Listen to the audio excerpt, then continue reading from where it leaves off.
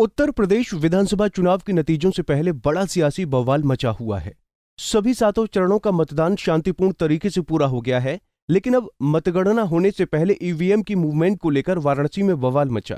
इस बवाल ने धीरे धीरे पूरे उत्तर प्रदेश को अपने शिकंजे में कस लिया। वहीं सपा सुप्रीमो अखिलेश यादव ने ईवीएम में हेरफेर का आरोप लगाकर लखनऊ से लेकर दिल्ली तक हड़कंप मचा दिया। दरअसल वाराणसी में ईवीएम को काउंटिंग की ट्रेनिंग देने के लिए ले जाया जा रहा था, लेकिन सपा और सुभाषपा के वर्करों ने ईवीएम वाली गाड़ी को रोककर जिला प्रशासन पर हेराफेरी का आरोप लगा दिया। इसके बाद वाराणसी में हजारों लोग सड़क पर आ गए। बीजेपी नेता की गाड़ी का शीशा तोड़ा गया, तो वहीं पूरी रात सफाई वर्करों ने काउंटिंग सेंटर को घेरकर बवाल काटा।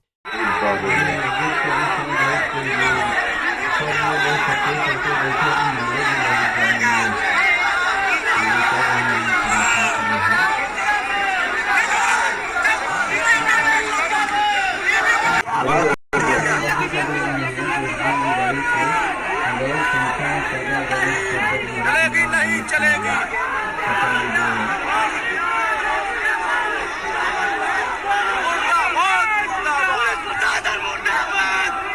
वाराणसी के पहाड़िया मंडी से ईवीएम बाहर भेजे जाने को लेकर लगभग 10 घंटे तक बवाल चलता रहा। इसके बाद रात लगभग 1:30 बजे प्रशासन और समाजवादी पार्टी समेत अन्य राजनीतिक दलों के नेताओं में सहमति बन सकी।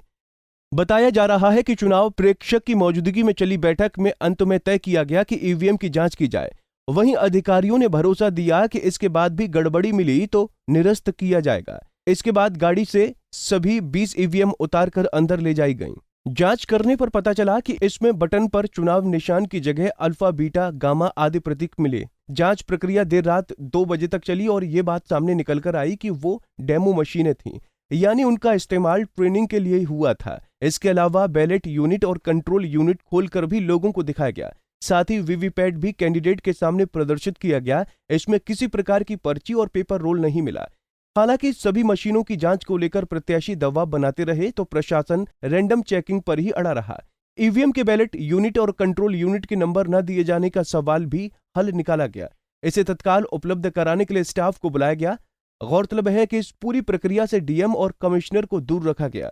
ईवीएम की मूवमेंट को लेकर हुई गलतफहमी की वजह से सपा समर्थकों में संदेह पैदा हुआ।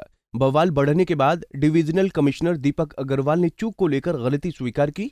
उन्होंने कहा कि ट्रेनिंग के लिए ले जाए जाने वाली ईवीएम के मूवमेंट में प्रोटोकॉल का पालन नहीं किया गया। हालांकि उन्होंने भी स्पष्ट तौर पर कहा कि ये ईवीएम वोटिंग वाले ईवीएम से पूरी तरह अलग हैं। वहीं सपा सुप्रीमो अखिलेश यादव ने वाराणसी के डीएम कौशल राज शर्मा पर गंभीर आरोप लगाया था।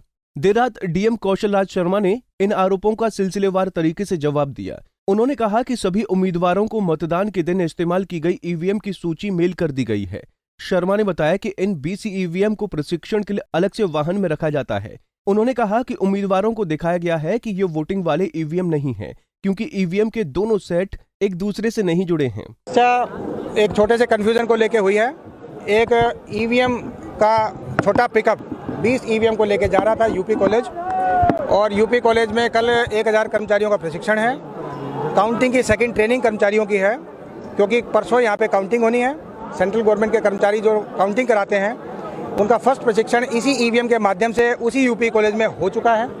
कल उनका सेकंड प्रशिक्षण था, और क्योंकि प्रशिक्षण के दौरान कंट्रोल यूनिट और वीवीपैट की ज़रूरत पड़ती है जिससे वो गिनवाई करते हैं, उसी को लेके वहाँ पे जो 20 ईवीएम का पिकअप जा रहा था उसको कुछ लोगों ने पकड़ लिया, घेर लिया, और ये स्प्रेड किया गया कि ये पोलिंग वाली ईवीएम है। उसको समझाने के लिए काफ़ी चीज़ें स्पष्ट की गई हैं।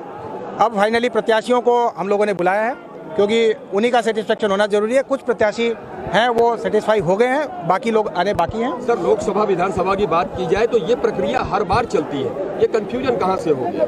ये कंफ्यूजन कुछ ऐसे लोग हैं यहाँ पे कुछ बैठे थे, उनके द्वारा समझ में, अब मैं कह नहीं सकता एग्जैक्टली क्या हुआ, लेकिन ये हर साल की, हर इलेक्शन की, हर बार की प्रक्रिया है। दोनों ट्रेनिंग कर्मचारियों की ईवीएम के माध्यम से होती हैं।